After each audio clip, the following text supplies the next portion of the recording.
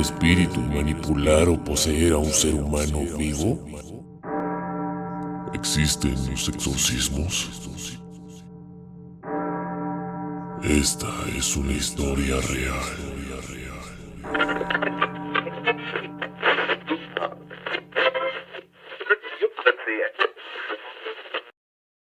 Bienvenidos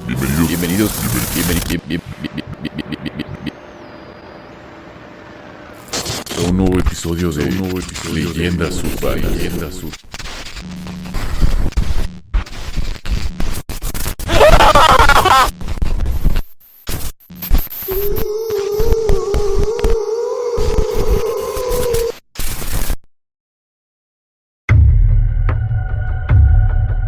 Te sugerimos apagar todas las luces, subir el volumen a tu dispositivo para una mejor experiencia auditiva. Y pase lo que pase en la oscuridad, no detengas este audio.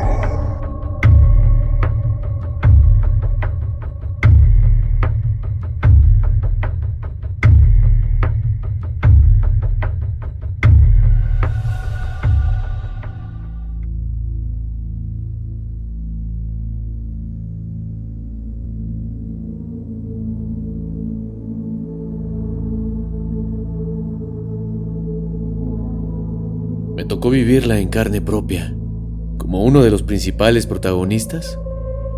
¿Quién iba a decir que iba a ser la experiencia más grande de mi vida y con tintes de terror y de brujería? Que, por cierto, yo no creía en nada de eso y hasta me burlaba de todo aquel que sí creía y se espantaba por este tipo de situaciones. Tenía entre 14 y 15 años de edad. Era la década de los 70s. Vivíamos como una familia normal. Mi papá yendo a trabajar todo el día, mi mamá en labores de casa. Ya saben, haciendo el quehacer, la comida, lavando la ropa, planchando, etc. Había una relación muy estrecha entre mi mamá y mi hermano. Éramos 4 hijos en total, 2 mujeres y 2 hombres, mi hermano y yo. Yo estaba seguro de que él era su preferido y que incluso lo quería más que a mí. Él hablaba y trataba con mucho cariño a mi mamá y ella le correspondía con creces. Pero hubo un momento en el que él empezó a contestarle muy mal, o no contestarle, o incluso a ignorarla. Su comportamiento hacia mi mamá definitivamente había cambiado. Con todos los integrantes de la familia también se comportaba mal, pero era mucho más notorio entre mi mamá y él. ¿Qué le había pasado? Algo o alguien lo había cambiado radicalmente. Sobre todo en el modo de actuar hacia mi mamá. Su comportamiento, al paso de los días, fue cada vez más extraño. Ya no quería ni hablar y mucho menos convivir con nadie de la familia. También empezó a no querer comer. Fue entonces que mi mamá se empezó a preocupar y le insistió para que fuera a ver al doctor. En su momento lo llevó a un médico general. Él lo revisó y le mandó a hacer algunos análisis. Al ver los resultados de esos estudios, le comentó que no tenía nada y que todo había salido bien. Le recetó algún medicamento para que le ayudara en su estado de ánimo y energía. Al paso de los días, y al ver mi mamá que no mejoraba e incluso empeoraba, ya no quería ir a la escuela ni salir de su recámara, la cual yo compartía con él. Fue entonces que, y por algunas sugerencias de algunos familiares, lo llevó con un médico especialista en psicología y otro en psiquiatra. También le hicieron algunos estudios y los resultados también salieron bien. No tenía ningún problema de ese tipo. O eso fue lo que arrojaron los resultados que le hicieron al respecto. Por mi parte le decía a mi mamá que no le hiciera caso, que era una actitud de un niño caprichoso, mimado y maleducado. Yo así lo percibía. Mi mamá me transmitía que seguía muy preocupada por él. Al comentarlo con algunas amistades de ella que iban mucho a la iglesia, le dijeron que hablara con el padre de la iglesia que frecuentaban y le expusieran el caso. Fue entonces cuando recurrió mi mamá al sacerdote y le platicó lo que estaba pasando con mi hermano y las actitudes que últimamente habían tenido con todos, pero más con ella. El padre trató de tranquilizarla y él sugirió que lo llevara a platicar con él. Así lo hizo, y el padre, al verlo y tratar de platicar con mi hermano, se dio cuenta que él estaba muy raro y renuente a toda ayuda. El padre le pidió a mi mamá que lo llevara unas veces más y que eso le ayudaría a superar esa crisis emocional y volver a ser como el de antes. Después de 2 o 3 ocasiones que lo volvió a llevar mi mamá con el sacerdote, este le hizo un comentario demasiado serio y preocupante. Le comentó que estaba seguro que mi hermano estaba poseído por un espíritu, el cual era maligno y que necesitaba de un exorcismo, pero que él no tenía esa preparación para hacer ese tipo de exorcismos. Le comentó también que conocía a algunos sacerdotes que sí sabían de eso y que trataría de localizar a alguno y comentarle si quería y podía realizar el exorcismo que él sugería. Sin embargo, no pudo conseguir a ningún sacerdote que se atreviera a realizar el exorcismo. Fue entonces que mi mamá recordó que un tío se dedicaba a eso, pero nunca lo había creído y nunca lo había querido comentar porque no tenía la certeza de que a eso se dedicaba y qué tanto pudiera saber o conocer del asunto de los exorcismos. Poco tiempo después le comentó a la esposa del tío y ella comentó que sí los había hecho y que él hacía todo lo relacionado con brujería. Él era originario de Oaxaca, de un pueblo que no recuerdo, y comentaba a la tía que él lo aprendió de su padre y a su padre se lo enseñó su abuelo, y así sucesivamente, y que ya eran varias generaciones que lo practicaban. El tío accedió a hacerlo y habló con mi mamá para que cuando lo hiciera tendría que estar mi hermano en su recámara. La casa debería estar vacía y que solo necesitaría un ayudante que no le temiera esas cosas y que fuera hábil para entender y pasarle los materiales que tendría que llevar para realizar dicho exorcismo.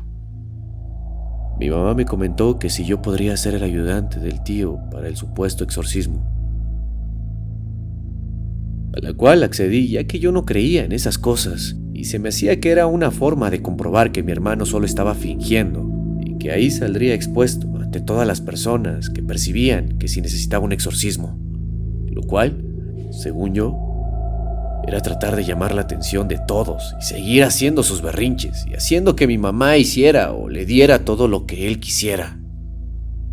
No recuerdo exactamente el total de los materiales, ya que eran varias hierbas que no conocía y que no recuerdo el nombre. Quizá como 7 o 10 tipos diferentes de hierbas. Lo que sí recuerdo es que era mucho papel periódico. Era exagerada la cantidad de periódico que me pidió. Calculando serían como unos 20 o 30 periódicos, de esos que tienen varias secciones. Un huevo crudo, un vaso mediano con agua, un poco de aceite de olivo, caja de cerillos, alcohol, algodón, entre otros. Cabe hacer la aclaración que yo no creía en esas cosas y que, incluso, me burlaba de ellas. Fue por esto que me ofrecí a ayudar a que le hicieran el exorcismo a mi hermano y yo ser el ayudante del brujo.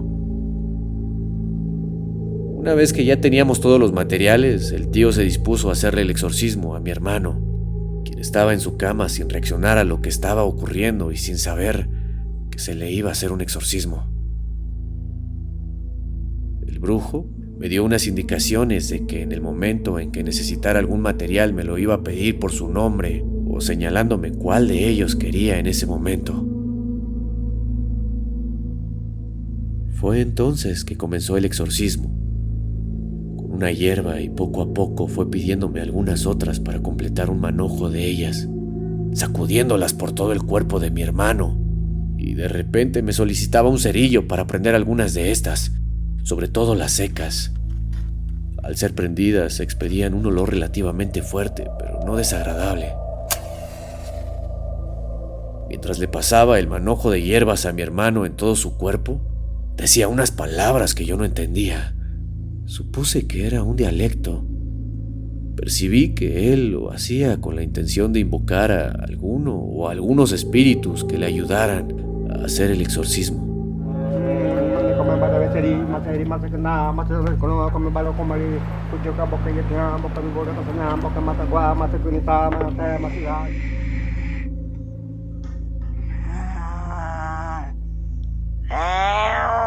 Una preghiera semplice che non tutti fanno, ma chi la fa si unisce alla vita di Cristo e di Maria. E a me mi scoppia il cervello sentire quella cantilena. Non lo sopporto. Ogni Ave Maria mi scoppia il cervello.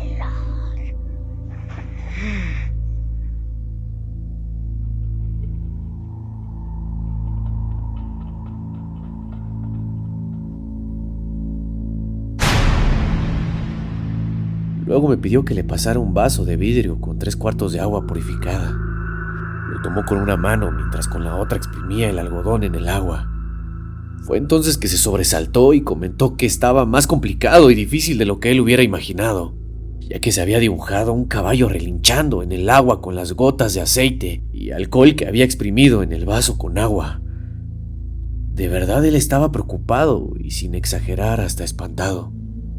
En ese momento él me mostró la silueta del caballo relinchando dentro del vaso y yo no lo hubiera creído, pero era demasiado clara la imagen que se dibujaba del caballo relinchando con el aceite dentro del vaso con agua, y la verdad es que no me quedó otra que aceptarlo. Él sudaba copiosamente y yo le tenía que limpiar con una toalla la cara constantemente. Todo el material que iba usando se depositaba en un periódico grande para después envolverlo y quemarlo.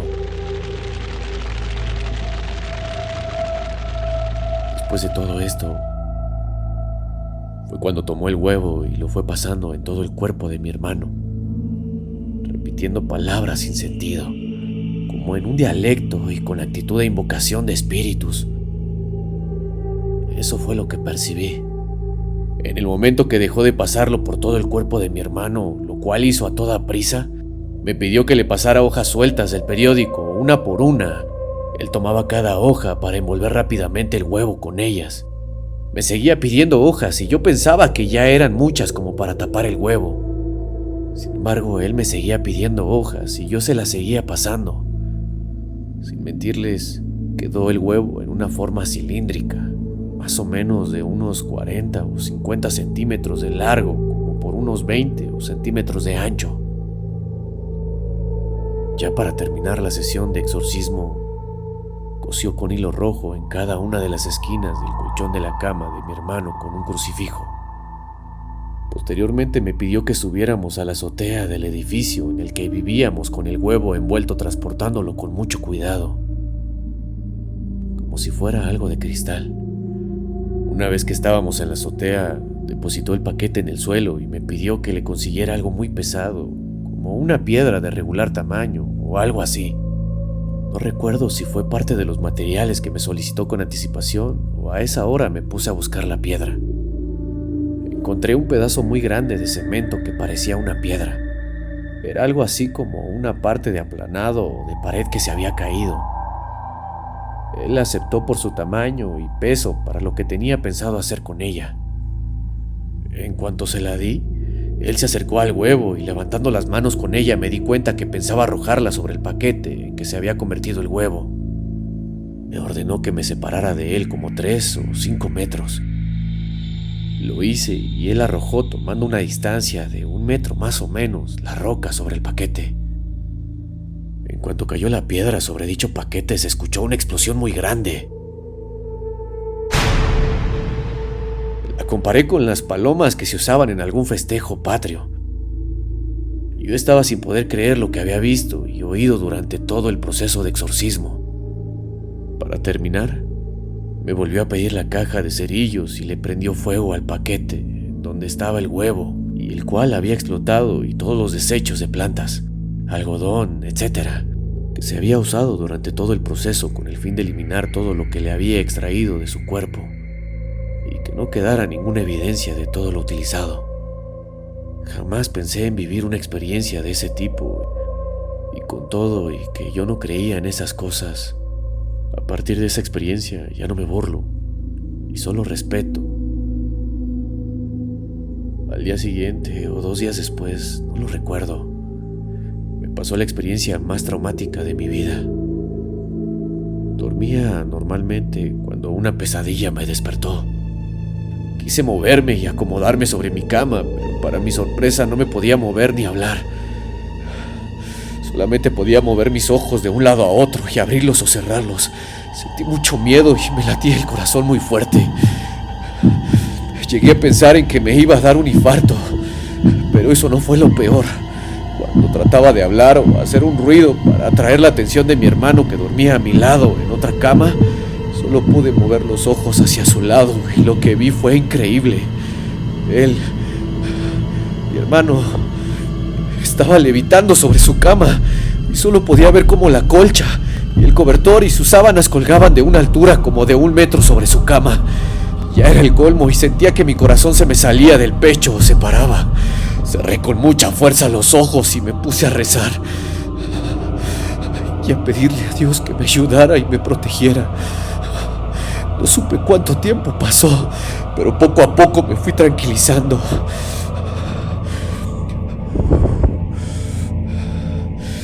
Y ya que me sentía más tranquilo, comencé a abrir mis ojos lentamente y a recuperar el movimiento de mi cuerpo. Empecé a sentirme con un poco de confianza para ir abriendo mis ojos poco a poco. Una vez que tenía totalmente abiertos mis ojos, los giré hacia la cama de mi hermano y pude ver que ya no estaba levitando.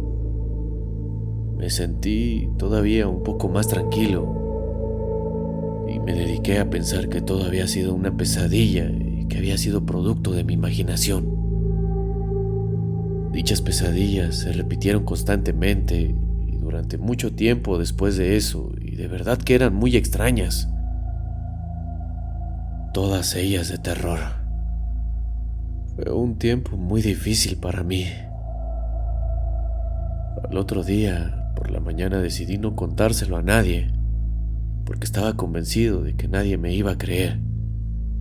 Y me iban a decir que lo había soñado, que eso no podía haber sido real. Sin embargo, algo dentro de mí me decía que todo había sido real. Fue la primera vez que viví esas sensaciones que se dieron, coincidentemente con lo del exorcismo de mi hermano, sobre todo la de la inmovilización de todo mi cuerpo. Pero para mi sorpresa y preocupación se siguió repitiendo durante años, aunque poco a poco cada vez más espaciados. Se repitió tantas veces que logré controlarlo y ya no asustarme. La que se asustaba y mucho era mi esposa. Ya habían pasado como 7 años desde la primera vez que me pasó y ya me había casado. Años después, y viendo un programa dedicado a ese tipo de experiencias, platicaron que esa experiencia de inmovilización era relativamente común entre algunas personas y que se les conocía como "se te sube el muerto". Fue cuando lo relacioné con mi experiencia de hace muchos años. Le encontré relación con lo que sentí en ese entonces y estaba totalmente de acuerdo. Habrá sido coincidencia o consecuencia de mi participación en el exorcismo de mi hermano, pero se dio poco después de que participé en él y duró muchos años. A la fecha ya no he tenido ninguna experiencia de ese tipo, pero la recuerdo muy bien y la recordaré hasta el último de mis días. Retomando la experiencia de aquel día del exorcismo y mi participación como ayudante, después de todo eso dejé de dormir en mi habitación que compartía con mi hermano, como 3 meses por la impresión que me dejó haber vivido esa experiencia. Mi hermano cambió mucho después del exorcismo, del cual no se dio cuenta y recordaba muy poco de lo que pasó ese día. Digamos que, aunque me cueste aceptarlo, sí volvió a la normalidad después de eso. Después de mucho tiempo llegué a preguntarle a mi hermano que si recordaba alguno de esos momentos en los cuales estaba poseído por un espíritu. Y lo único que me decía es que recordaba que dos seres hablaban con él internamente.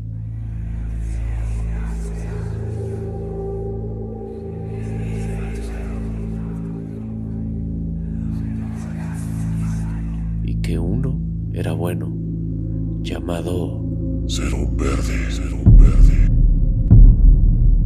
y el otro era malo, el cual no recuerdo cómo me dijo que se llamaba. Trataba de poseerlo y hacer que hiciera cosas malas.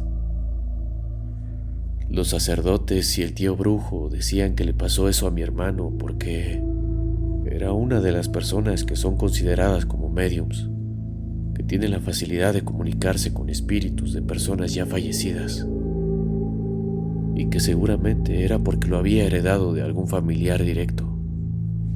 Lo dejé por la paz y tanto él como yo lo fuimos superando poco a poco, esa experiencia tan extraña.